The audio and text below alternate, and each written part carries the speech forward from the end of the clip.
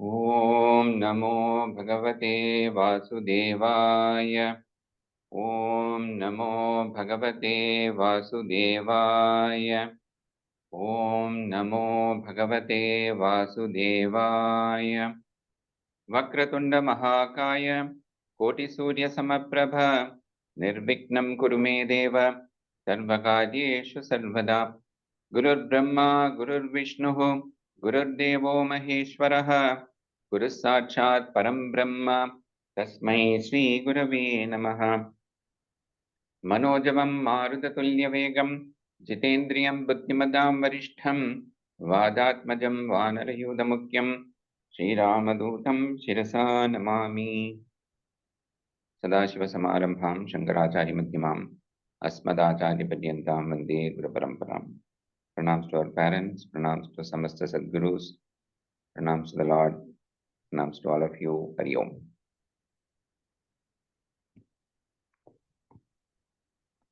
Apologies for cancellation of last week's class.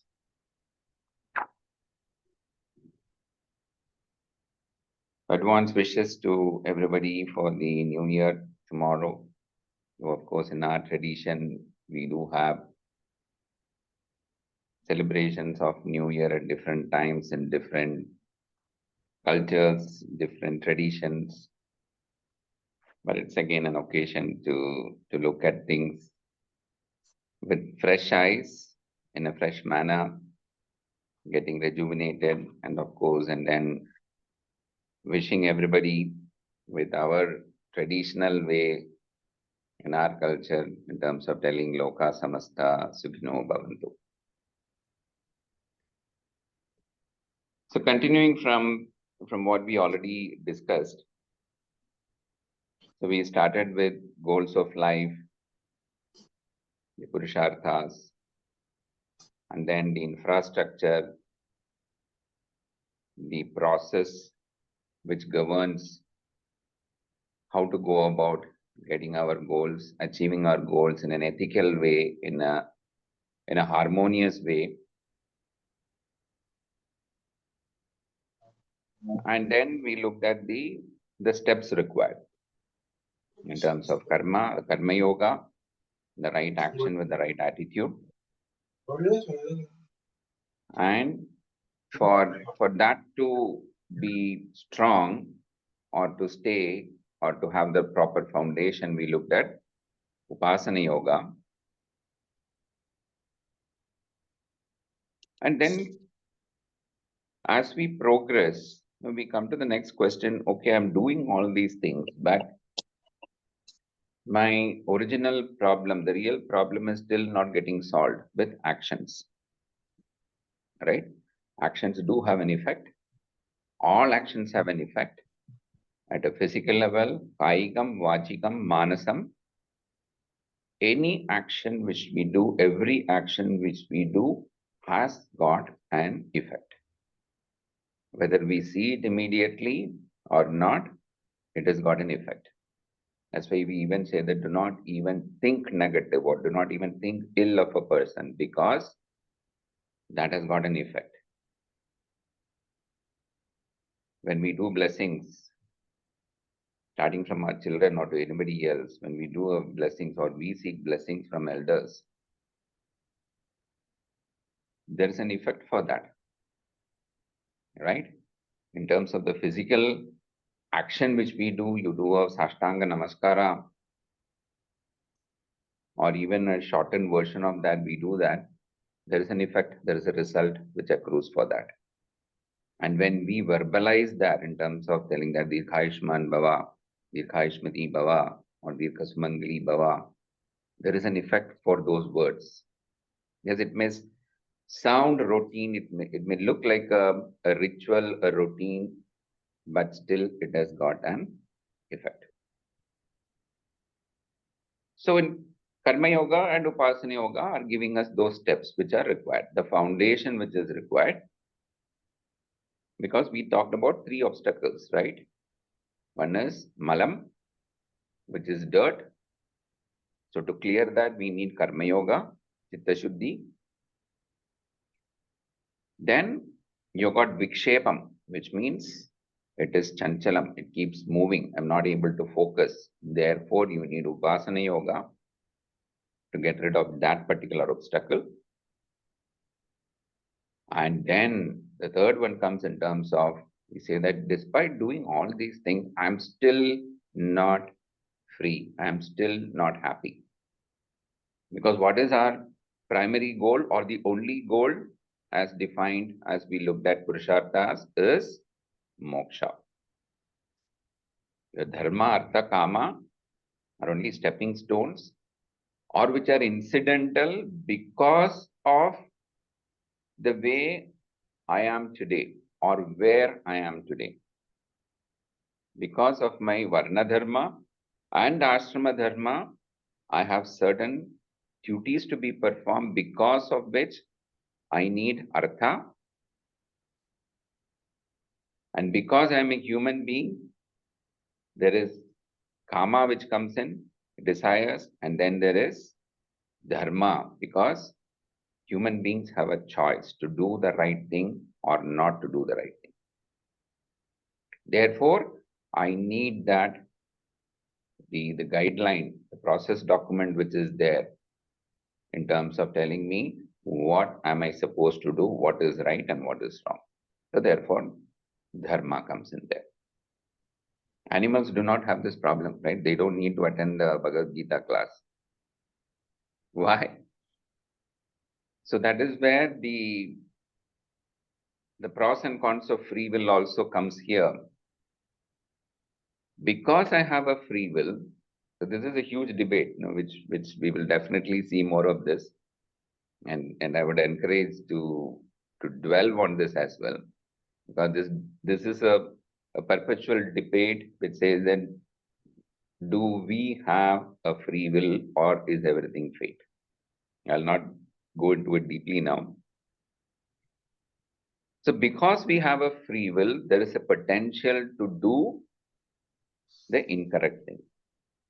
So animals do not have that problem because they do not have a free will. They are programmed. They will do what they are supposed to do as per their nature, as per their dharma. They do not deviate from that. Even if we see a deviation today, it is because of human intervention that the deviation is happening with respect to what they eat and where they stay and what they do. It is human beings' intervention, human beings' free will, which has interfered in the nature of the animals. Right? So because I have a free will, there is a potential not to do the right thing. Therefore, I need guidance. Right? Because the human tendency is to always go with the easy path, where there is very less dukkham, there is very less pain or zero pain, and there is maximum sukham, which is the way we tend to. So we talked about moksha as bondage, right? In terms of understanding what is moksha. Bondage to what? Because we found that the other goals give me pleasure, give me sukham, but then they have got intrinsic defects in terms of bandhakatvam, dukkha-misritam, and atriptikaratvam. It doesn't satiate me. The more I acquire them, I want much more. So therefore, we start questioning, because as intelligent human beings, we do not take it for granted, telling that, oh, this is the way it is going to be. It is going to be miserable. It has got these problems and I'm going to live with it. No. At some point of time, you may say that, oh, I have not questioned, or somebody is not questioned for their entire life. Is it a problem only with me that I am questioning? No. This question will come to everybody. It's only a question of when it is going to come. Or even when it comes, it is a question of what am I going to do with that question? Am I going to try and find out and seek the answer or a solution to those problems? Right?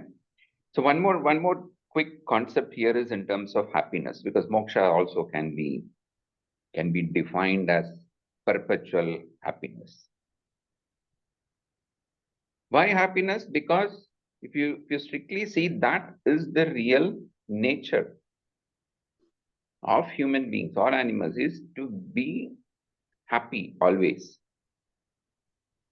That's why the moment there is a trigger which robs us of that happiness, we tend to find a solution to that in terms of telling that, let me find a solution. But again, the challenge or the problem is that we attribute that happiness to external objects, people, and experiences. An object gives me, or I think it is giving me happiness, even though it is temporary, even though it is momentary. So there is pain in terms of acquiring that object because money is required, or I need to go to some place to acquire that or to have an experience. There is pain involved in that process. And then to maintain that object or a property, or even to maintain a relationship, there is pain involved in that. And then forget about the loss of that object or that person. Just the thought or the fear of losing creates pain. Then I have to put in more effort to ensure that I maintain that. And then, unfortunately, if there is an actual loss, again there is pain. So the moment we attribute our happiness to external objects or people or experience, I am in that race, in that rat race continuously in terms of telling that, no, I need to keep on working, keep on doing, which involves pain, but somewhere I'm getting some gain. There is unhappiness, and then suddenly there is a blip of happiness, but again, the state of being miserable continues. So we have again a choice. That's where free will comes in. We have a choice. Either we say, oh, this is the way 99.9% of the people are living. This is what I see outside.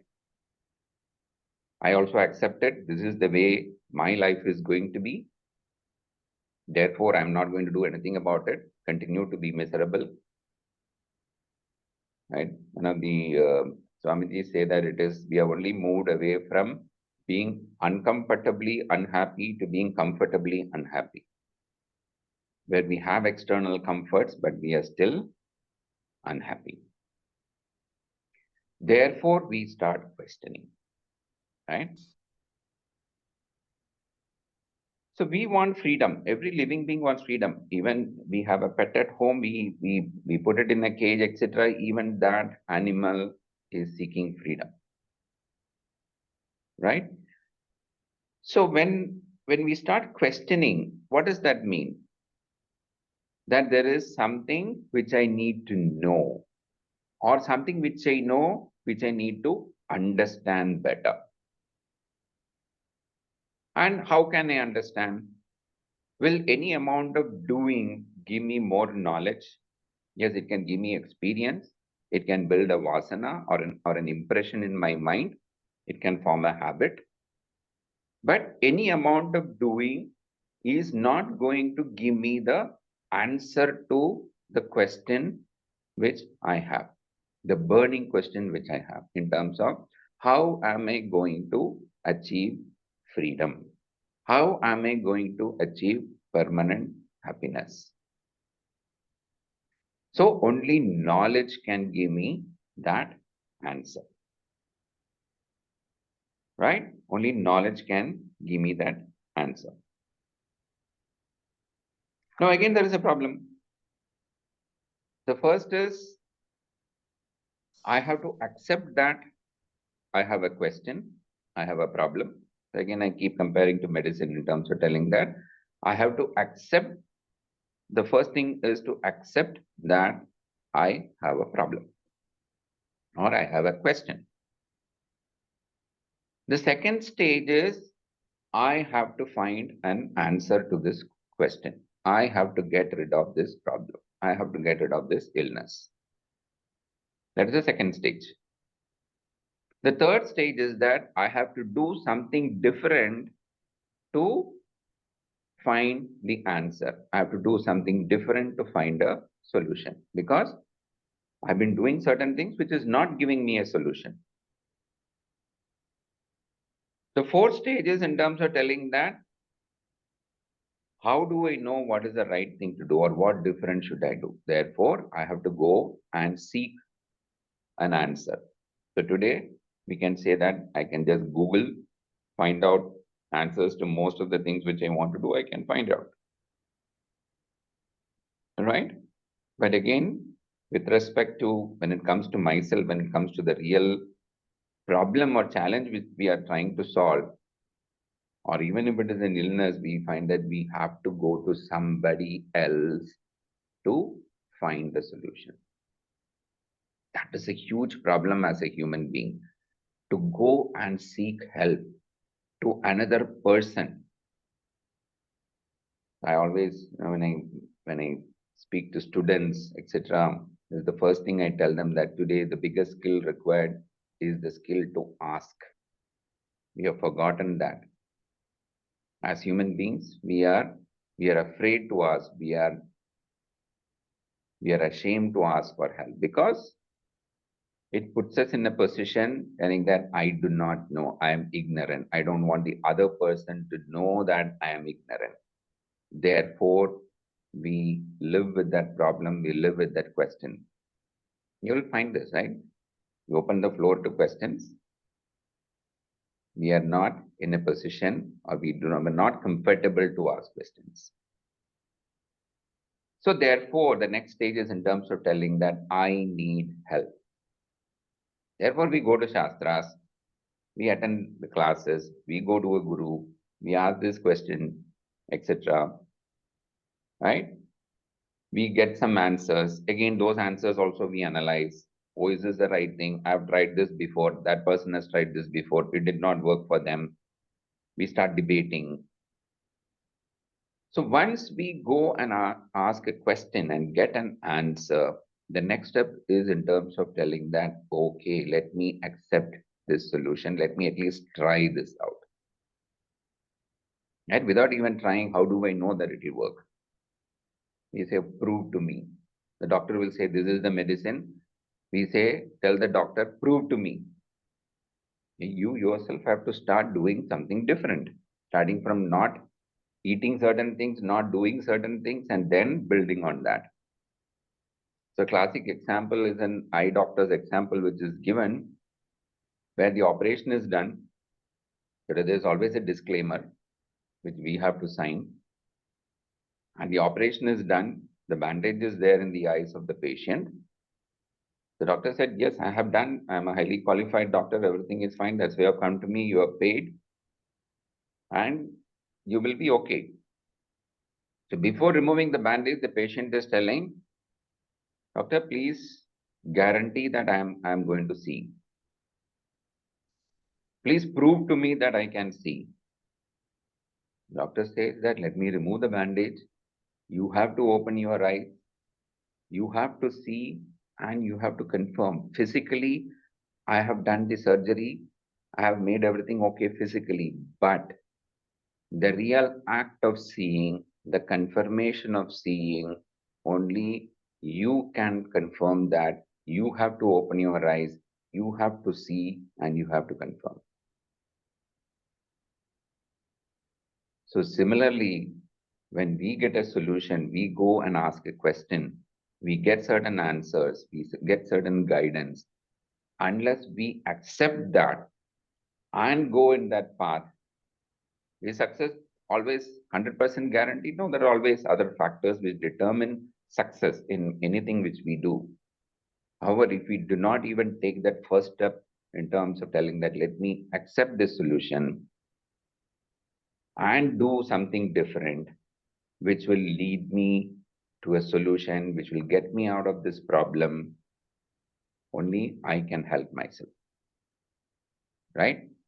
So in terms of jnanam, in terms of knowledge which we are seeking, that is where the whole process of jnana yoga comes in terms of first to find a source for the answer, to ask the question.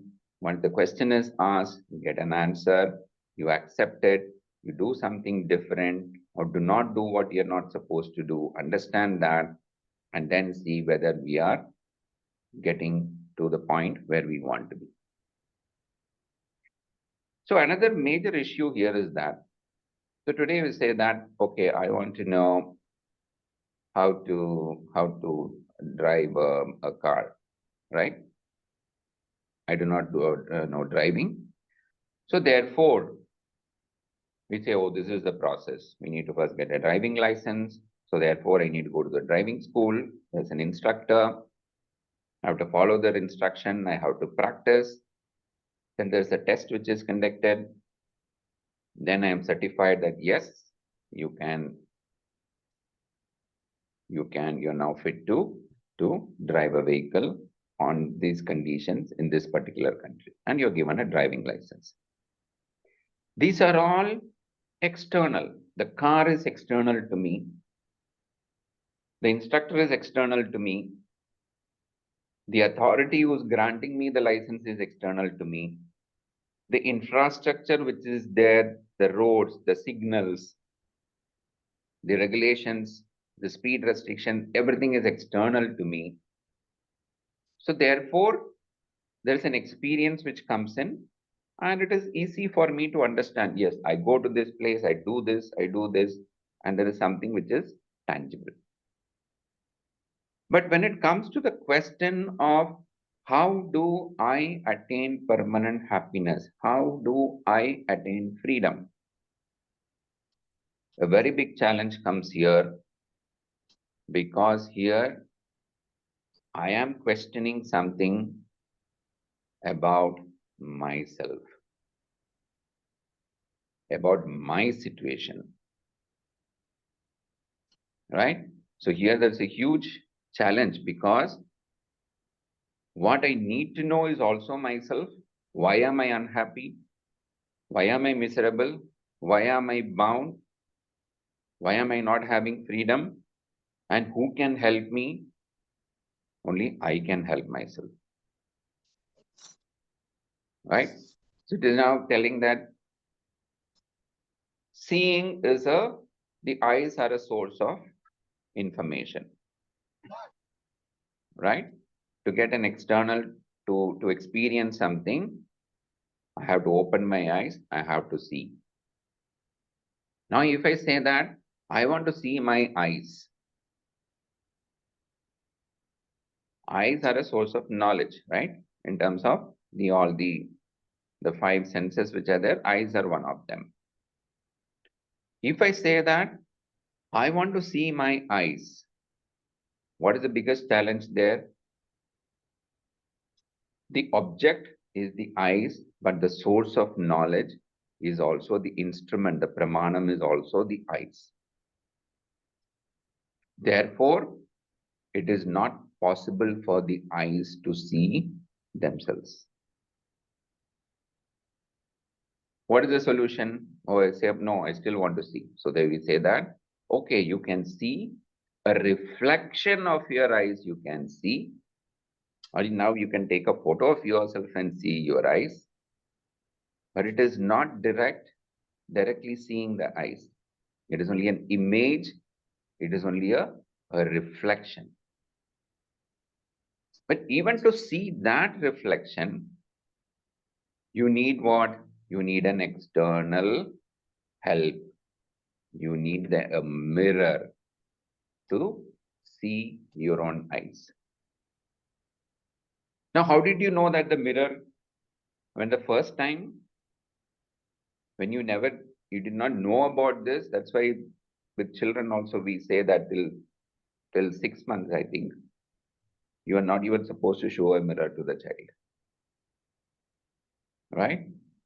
Because the first time they say, you would have seen this with animals, if they get in front of a mirror and see their reflection, they get scared. They think that there is another one of them on the opposite side. Because we don't have the knowledge that a mirror can show myself. So somebody has to tell me, oh, there is something called a mirror. Then it has to be the right kind of mirror. You've got different types of mirror, a clear one, a plain one, a concave, a convex, slightly opaque one. Then the mirror has got two sides. They give you the object, say, okay, which side should I see? What angle? What kind of lighting is required? So even when an external object is given to us to say that you can see yourself, you can see your eyes using this external object, I still need guidance. Today we take it for granted. Oh, what is there in a mirror? Because we already know about it. Guidance is required even to how to use the mirror. Now you say, oh, I'm looking at the mirror, I can't see. Say, okay, it has got some dust there, please clean it. And you are keeping on moving, so you're not able to see clearly. Please sit still. So removing that dust is where Karma Yoga comes in terms of telling that removing the malanivritti. Vikshepam, either the mirror is moving or I am moving. You have to be still. That's where Upasana Yoga comes in, to still our mind. And then to see myself, to understand myself, I need an external object, an external pramanam which is there. That is where Shastras come in. Now, just looking at or reading the Shastras, I've been doing that. I am still not able to understand. They say that you need the help of a teacher to unravel the Shastras in the right way, to interpret in the right way, to suit your problem. Again, please understand that though this may appear as a universal problem, each one of us, the way we experience this problem is different. It is highly individual. That's why even looking at medicine, the doctor goes into the history of that person. The external symptom may be the same. The symptom is unhappiness. The symptom is bondage. But the reason why it is there is really an individual problem.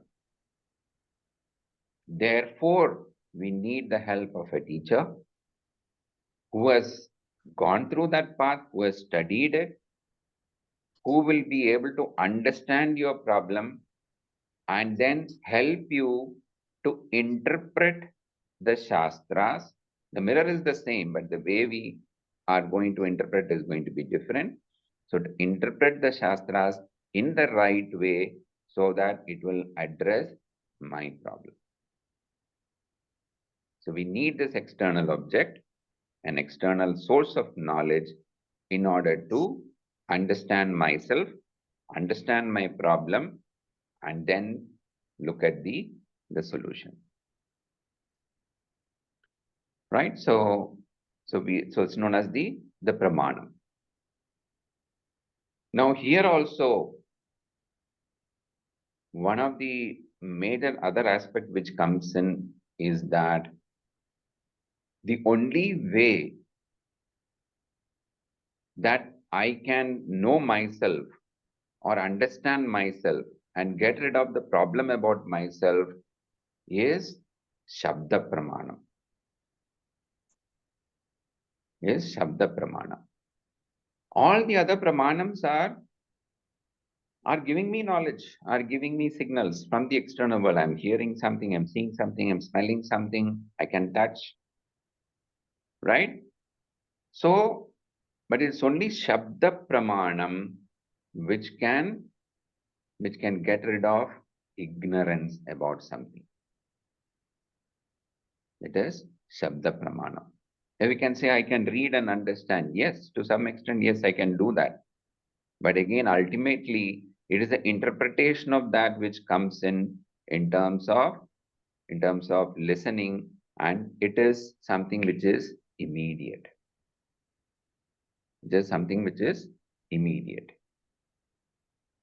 So coming back to the topic of Jnana Yoga. So first thing is I'm seeking knowledge, and therefore I am giving the status of a somebody who's seeking knowledge is known as a jitnyasu. Jitnyasa means the thirst for to know, right? The thirst to know. We talked about three shaktis: Ichcha Shakti, Jnana Shakti, Kriya Shakti. So this is the Jnana Shakti part of it. Therefore, I am termed, or I am given an identity as a jitnyasu, because I am a mumukshu. Who is a mumukshu? One who is seeking moksha as the goal, as the only goal. Having understood what the goals are, I first become a mumukshu, and then I find that any amount of karma and upasana is not leading me to moksha. Therefore, then I am told that only knowledge can give me moksha. Therefore, I become a jitnyasu. Right? So Shabdam, when we now come to understanding that, yes, it is Shabda Pramanam which is going to help me. There are three stages which comes there. So the first one is called Sravanam. See, there's so many classes going on, so many talks available, so many videos on YouTube, with videos you can see. But still, despite all these sources of information or sources of knowledge available, why is it that I'm not able to understand? Again, is the problem with me, right? So therefore, our Shastras again gives the guidance here that even for knowledge, you have to go through three stages there. The first one is called Shravanam. What is Shravanam? We say, oh, you have to hear. But Shravanam is defined as a consistent, systematic study under with the proper guidance. So that is why, even though, when we say about, say, just learning to chant, we can say, oh, so many resources there that I can just put it on YouTube and then listen to it. But we find that, we say, oh, the effectiveness is not there. And we start blaming the source of the chanting, telling that this has not been able to help me. That's why, however much we look at online classes, even during the unfortunate situation of pandemic, many of the academics switched to online. The effectiveness of that will not be there, will never be there as compared to a face-to-face session. We have seen that, we can see that in our daily life also. A meeting, a face-to-face meeting has got the impact is much higher, always. Because it's not just about the sound. Even our session which is happening, those who have been in face-to-face sessions will know that the effectiveness is much, much higher, because it's not just about the Shabdam which we are seeing, it is the whole energy which is there. So Sravanam has to be consistent. That's why we have at least put as a routine in terms of a weekly session which is there. It has to be consistent. That is what forms the routine and the habit. It has to be systematic in terms of telling that, okay, what am I going to do? What am I going to study? Right? And we have to give time. This is not something which will happen in an instant. Right? Yes, certain information or knowledge can happen in an instant, but for that to happen, just like medicine will say that why this is not working on me, this worked well for the other person. There we have to understand that because the foundation is not correct, the medicine is not sticking, the medicine is not effective. Therefore, we have to give it time. How much time? Again, here the challenge is that here, since we are trying to solve a problem about myself, it is not something which is cast in stone, telling that yes, please study the Shastras for 1 year or 18 chapters of the Bhagavad Gita. Once you are done, you will be through. No. So we do not know the length of time that required depends upon my predisposition, my vasanas. What are the levels of ajnanam which I have, which I need to get rid of? Right? A classic case is in Dubai. I used to drive in India and then came to Dubai and then went for the driving classes. So the instructor the first day asked me, "Oh, were you driving before?" Right? So puffed up my chest and said, "Yes, I've been driving in India for 10 years." So I thought that it would be easier, or that's what the answer I was expecting. He said, "Okay, it will take you 6 months to get the license." Why? Because he said, you have an experience of driving in certain conditions, you have to sort of forget those vasanas, you have to get rid of those impressions, you have to do a reboot of your hard disk before I can start teaching you the right things here. So therefore, Shravanam is defined as consistent, systematic study for a length of time. And one more aspect of Shravanam is unconditional hearing. Because again, the nature of the human being is that the moment we hear something, the next second we stop hearing, we stop listening, because whatever we are listening, we start analyzing. And when we analyze, we are not able to focus on what is being told next. So therefore, Shravanam is also defined as active listening. Okay, let me give this a chance, because I have a problem, I have to solve it. Therefore, I have sought help. Therefore, I have taken the trouble to go and ask the question.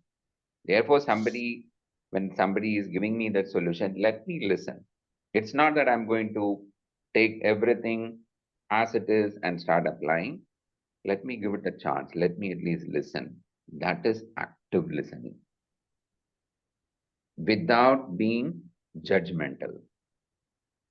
Without being judgmental. Let me listen. The second stage is, okay, I'm listening. I've got so much of information. Is it solving my problem? No. The second stage of Jnana Yoga is Mananam.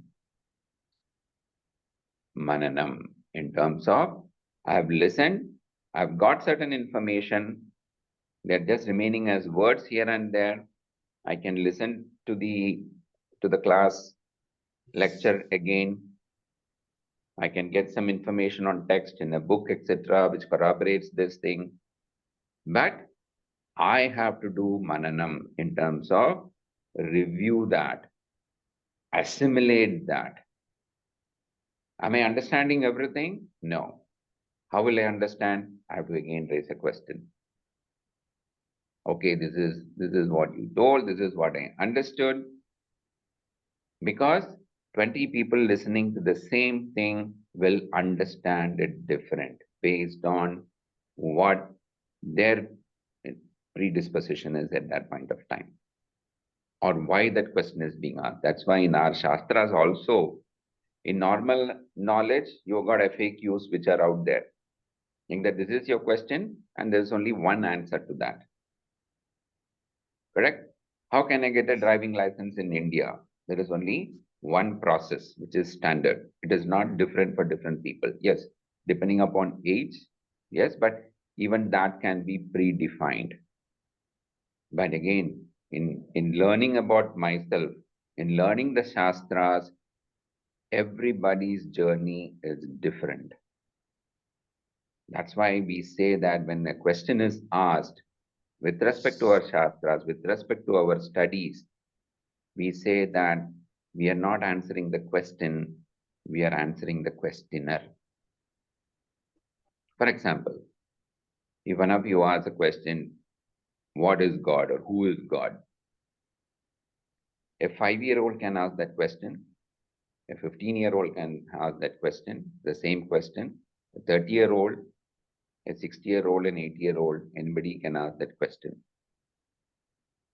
But the answer will be different to each of those persons. Why? Because we have to understand the basis of that question. That's why many times, even in the external world, when we ask a question, the speaker will ask a counter question: is that okay? What is the context? In what context are you asking, or where did you hear this, etc. Right? Because even in a transactional world, you need to understand the perspective of the questioner to give the right answer. So then what to talk about our Shastras, where we are trying to understand something which does not have a pramanam, or which something can be known with external experience. Therefore, everybody's question is individual to them. We have to understand the perspective of the questioner before we can even attempt to answer those questions. Right? You would have seen that even when you ask a question here, I always ask, we discuss about it before, because there's no single answer to these questions. That is where Mananam comes in, where we have to review, we have to assimilate, we have to raise doubts, ask questions, discuss, and continue with the process. So that is the second stage of Jnana Yoga, which is Mananam. The third stage is called Nididhyasanam. Having assimilated, what am I going to do about it? Is it going to just remain as words, just remain as information, which I can just talk about that authoritatively? It is, I am doing all this process to solve a problem for myself. Therefore, the third stage of Jnana Yoga, if it has to be effective, I have to apply. I have to do certain things. I have to stop doing certain things. I have to do certain new things, or I have to do certain things in a different way for the process to be complete and for this to give the complete effect. So the effect of these three steps are: Shravanam gives ajnana nivritti. Right? Shravanam, it's only about dispelling ignorance about certain things. Mananam gives samshaya nivritti. Because the moment we hear, again, there are so many doubts which will come. So Mananam, reviewing, raising question, and then listening again and understanding gives me samshaya nivritti, and Nididhyasanam gives viparita bhavana nivritti. Viparita bhavana is in terms of, I was doing certain things certain way, but which has not been giving me the result which I wanted. Therefore, only Nididhyasanam is going to help me to get rid of those vasanas which has been stopping me from understanding myself, which has been stopping me from having my freedom, which is stopping me from having permanent happiness. Therefore, the third step of Nididhyasanam is also equally important there, which is assimilating that, internalizing, and applying what I am learning, because that is the only thing which can ultimately lead me to the full solution. So, the three stages of Jnana Yoga. So, starting from why this is required. Is karma not enough? No. Is upasana not enough? Because many people today advocate that yes, you do meditation and then you will be free. We start doing that. Those are all stepping stones. It's just like telling a child, please study this and you will become an engineer. So what has got basic tables of mathematics to do with engineering? But for that stage, that is what is required to tell that child, telling that you have to go through school, you have to go through college, you have to go to an entrance exam, etc., before you get into a college and then you graduate and become an engineer. So similarly, even if today we are given a solution telling that please chant this for 1 month, it will give you happiness. we have to understand that they are stepping stones. They are stepping stones in terms of leading us to the next stage, in terms of, just like a doctor telling that you take this medicine, you will be okay. There will be certain steps which he has thought in his mind based on the diagnosis, which if he tells at this point of time, we may not be able to comprehend that, we may not be able to understand. It is given in stages to the extent which I can assimilate, I can understand, I can accept at this point of time. So any amount of doing is not going to give me knowledge. But they are still required. We will see that in the Bhagavad Gita also, in terms of telling that at some point of time, Lord Krishna will tell Arjuna, telling that, please just listen to this and understand. Srinu, Srinu, Srinu. There are so many places you will say Srinu. And then Arjuna start questioning, you're telling that only knowledge can give me the freedom. Why are you telling me to perform this action now? Then again he comes back and tells, no, karma is also important. And why it is important? To do what we are supposed to do. So karma yoga is required, upasana yoga is required.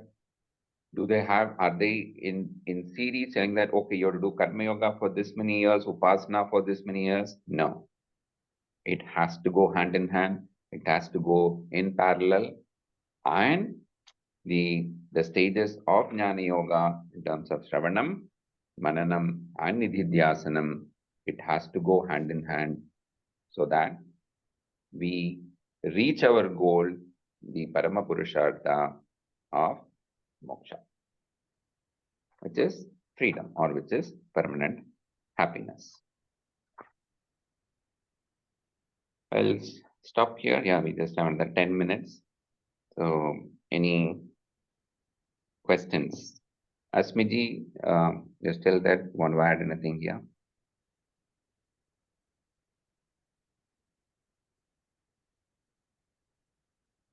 I have one question. Yes, please. We do many mistakes or sins out of ignorance or pride, or because somebody had ignored you in the past. So we do that. Is there any prajnatam or correction for that? Right. So, Prayashchittam, so as I mentioned that every action has got an effect. Anything which we do. Anything which we do not do, which we are supposed to do, also has got an effect. So that's why we say omissions and commissions. Right? Yes. It has got an effect. Now there are certain things, certain karmas or certain results which are accruing. We will discuss this more when we talk about karma phalam. So the results which are accruing to us, certain results fructify immediately, which means that we can see the result, enjoy those results, or experience those results immediately. Either today, tomorrow, in 1 month's time, or in 1 year's time. Right? We will be able to see that, we can attribute it also. But there are certain things which because our Shastra themselves give the guidance there, and that's why it's known as Adrishtam. They say, okay, do this, you will get punyam. And he said, show me, prove me. It's not like, Asmiti can give examples on the finance side in terms of telling that you do this thing, you will see the result. But again, you have to be patient. You can see your money growing or what is happening to money. But the challenge with our way of life, our shastras, or the way life is structured is that most of these are adrishtam. We cannot see or even the fructification of that is not a standard rule.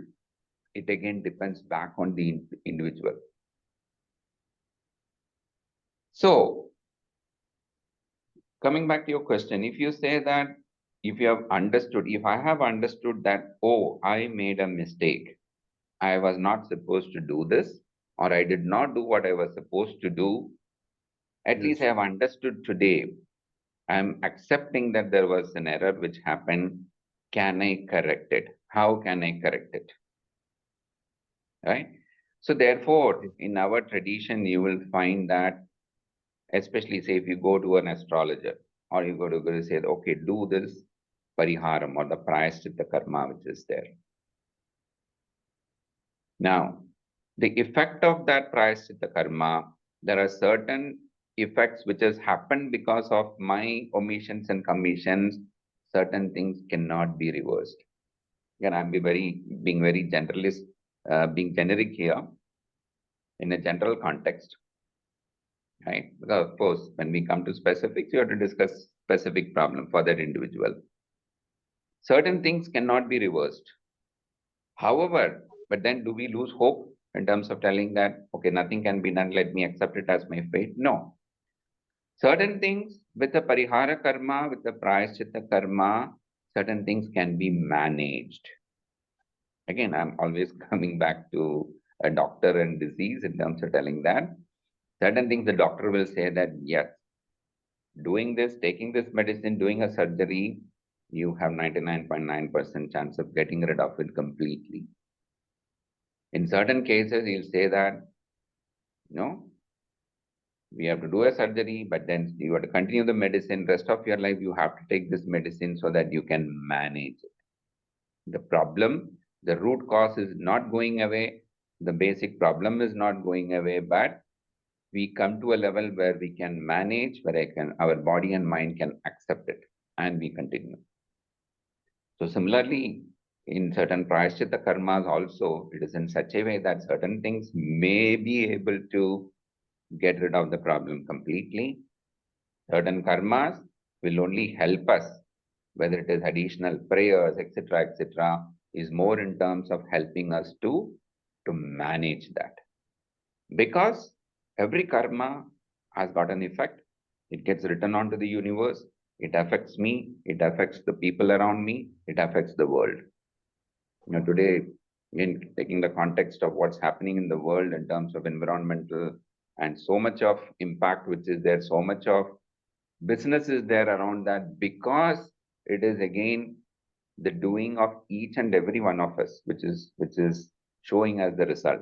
We will see that in the law of karma, you know, in terms of the samashti. You know, there is an energy which we are putting into the universe on every moment, with our thoughts and with our actions, with our words. Right? So I hope that has given you a little bit of answer there. May not be the perfect one, but prayaschitta is yes. It is again, prayaschitta is what? Again, it is a karma. It is an action. And that action has got an impact, right? But the impact to which it affects me or it nullifies a previous action is something which is related, which is very individual, based on that situation, based on that particular individual. Thank you.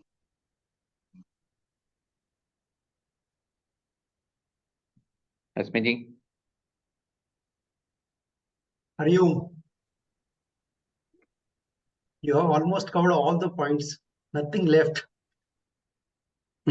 But just want to add here, nowadays, Jnana Yoga are not given its due importance. Means, what happened if you go to many organizations, they say we are into this, but they don't say openly that they are into Jnana Yoga, though they may be doing Jnana Yoga in detail. So I don't know why it's happening. We will cover this in next point when we'll cover Bhakti Yoga.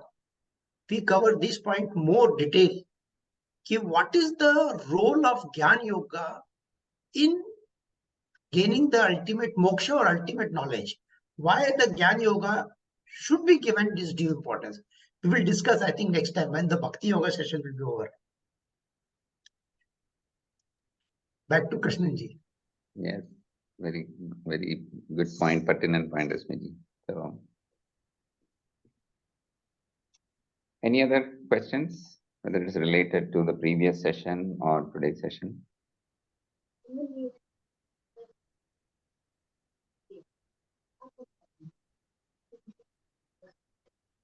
Everybody is in Mananam stage.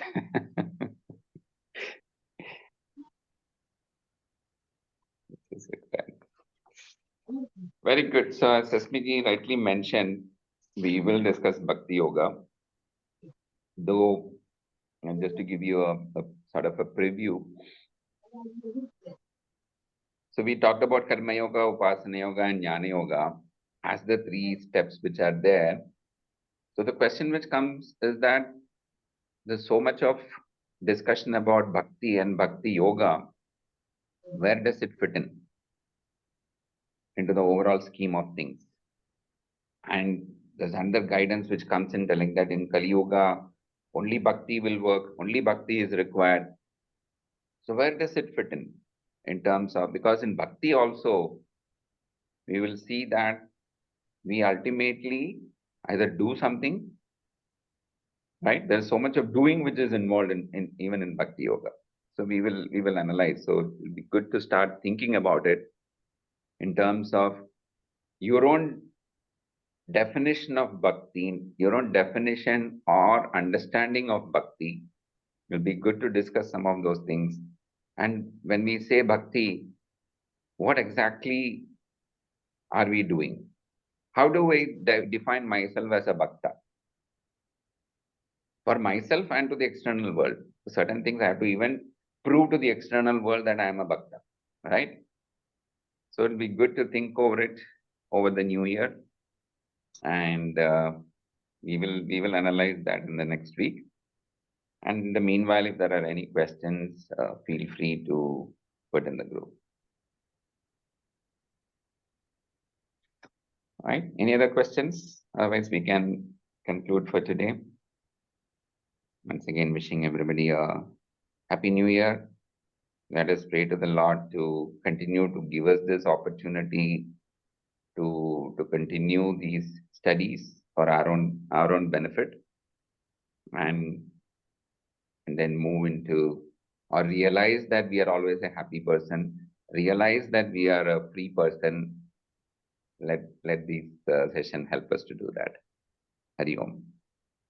Hari Om. Om Purnamadah Purnamidam Purnat Purnamudachyate Purnasya Purnamadaya Purnamevavashishyate. Om Shanti Shanti Shantihi. Harihi Om Shri Gurubhyo Namaha. Harihi Om.